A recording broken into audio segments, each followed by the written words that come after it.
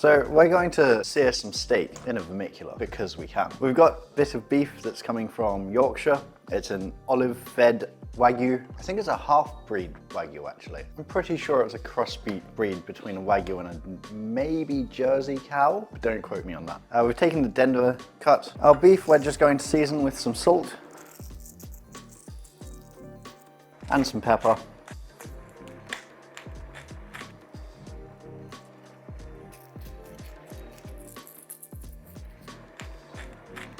To our super hot pan, we're just going to add some oil. Definitely at smoking point. So Evan set up the fan so that brings the smoke directly into my face. Thanks, Evan. We're going to flip the steak with a beautiful crust on it. Really nice crust on it. I think I'm going to sear steak in a vermicular from now on. We'll finish it with a little bit of butter.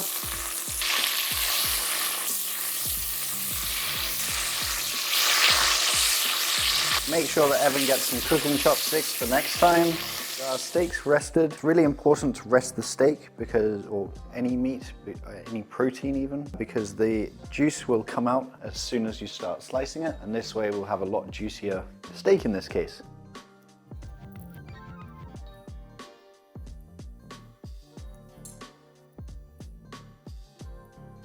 There's a lovely, beautiful piece of beef that we've started with.